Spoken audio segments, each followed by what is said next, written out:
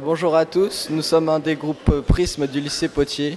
Nous avons travaillé avec notre doctorant Marco sur la compréhension des phénomènes qui sont à la base de la plupart des applications énergétiques d'aujourd'hui, dont les moteurs à combustion interne. Nous avons en particulier étudié le point de vue énergétique, dynamique, la chimie et le processus de combustion, c'est-à-dire la flamme dans certaines conditions. Qu'est-ce que la combustion ? Tout d'abord, il faut savoir que la combustion est une réaction en chaîne fortement exothermique, c'est-à-dire qu'en même temps de produire une grande quantité d'énergie, la combustion va libérer beaucoup de chaleur. La quantité de matière doit être la même avant et après la réaction. Nous pouvons équilibrer la réaction chimique avec le nombre de moles, c'est-à-dire que le coefficient placé avant chaque molécule peut être utilisé afin d'obtenir une réaction bien équilibrée. Pour que la réaction puisse commencer, il faut un minimum d'énergie appelée énergie d'activation. Le terme CXHY est utilisé pour se référer au fuel générique. L'autre partie concerne les coefficients de nitrogène et d'oxygène. Ils sont de 3,78 car ils forment l'oxydant qui est l'air. Nous avons alors la bonne proportion entre les deux éléments. Nous utilisons également le ratio phi qui nous sert à déterminer si la réaction est riche ou pauvre et donc s'il y a une bonne proportion entre l'oxydant et le combustible.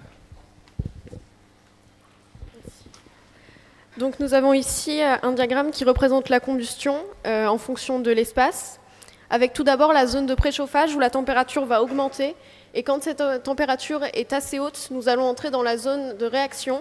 Donc l'énergie est assez forte pour casser les liaisons des molécules qui forment les réactifs, et donc elles vont se réorganiser pour former les produits. Il y a un phénomène de diffusion thermique qui fait que les molécules, en s'agitant, vont agiter les molécules de tous les réactifs afin que la combustion soit le plus complète possible. Plus il y a de réactifs qui réagissent, plus l'énergie dégagée sera importante. Il existe deux types de flammes, qui sont les flammes diffusives et les flammes prémélangées. Les flammes prémélangées consistent à injecter dans la chambre de combustion le combustible et le comburant déjà mélangés, alors que dans une flamme diffusive, on injecte d'une part le combustible et d'autre part le comburant.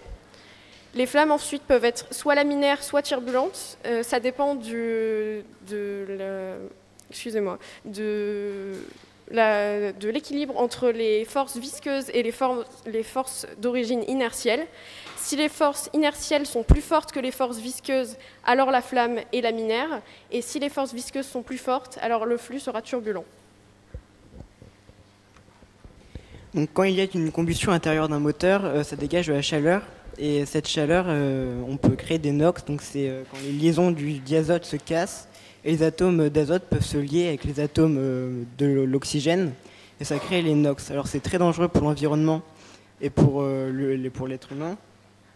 Donc ce graphique il montre la production de NOx en fonction de la température et de la richesse du mélange. Donc pour éviter les NOx, il y a deux stratégies. Soit on réduit la taille du cylindre pour mettre moins de combustible dans le cylindre, ou alors on utilise la technique de la dilution qui consiste à injecter des gaz d'échappement dans les gaz d'admission. Donc du point de vue expérimental, pour appliquer les stratégies précédentes, on utilise une sphère pour reproduire les conditions de combustion au sein d'un piston dans un moteur. Donc dans cette sphère, il faut contrôler les conditions initiales mais aussi sa composition, car on va être confronté à des paramètres thermodynamiques et chimiques très différents. Ensuite, il faut aussi utiliser un combustible qui a toujours la même composition et une composition connue et reproductible et qui a les mêmes propriétés que l'essence. Donc on va utiliser le TRFE. Et enfin, il faut aussi pouvoir observer la flamme. Donc on utilise la méthode optique dite Schlieren qui se caractérise par deux lasers représentés par L1 et L2.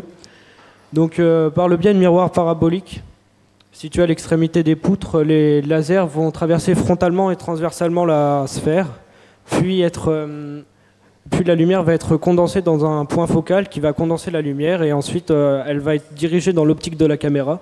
Ce qui fait qu'avec une seule caméra et deux lasers, on va pouvoir avoir une image de la flamme de profil et de face, de couleur monochrome.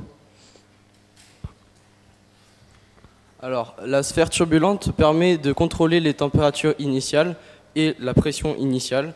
On peut avoir un maximum de température initiale de 200 degrés et une pression initiale de 10 bars. Sinon, on a un risque de casser les joints qui sont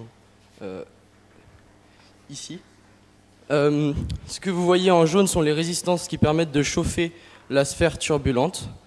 Donc on essaye, avant de la combustion, la sphère se vide et se remplit d'air et de fuel. Donc on peut aussi choisir la quantité de fuel et d'air que l'on veut mettre à l'intérieur. Nous essayons d'avoir le moins de turbulences possible parce que ça crée des problèmes au niveau du post-process. Et voilà. En conclusion, changer la composition du mélange ainsi que les conditions initiales modifie la structure et la dynamique de la flamme. Dans des cas d'extrême de haute pression et ou haute dilution, on peut observer des phénomènes de turbulence. Cela rend plus compliqué les mesures pendant la phase de post-process. On a un point de vitesse maximum à équivalence ratio égal à 1.1, est un bon accord entre les propriétés de l'essence et du surrogate. Des températures plus élevées entraînent des vitesses plus hautes. Au contraire, si la pression ou la dilution augmente, la vitesse se réduit. Merci pour votre attention.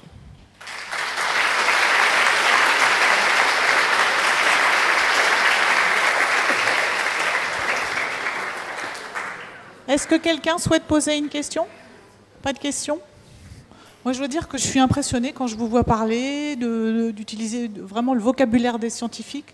Franchement, c'est très très bluffant, hein. Vraiment, vous m'impressionnez. Donc moi, j'ai juste une petite question par rapport, mais c'est plus un complément d'information. Le combustible que vous utilisez, vous avez dit, il est comparable à l'essence. Donc c'est comme tout à l'heure, c'est un mélange modèle que vous utilisez pour faire vos expériences. C'est ça? Ok. Merci beaucoup. Merci à vous.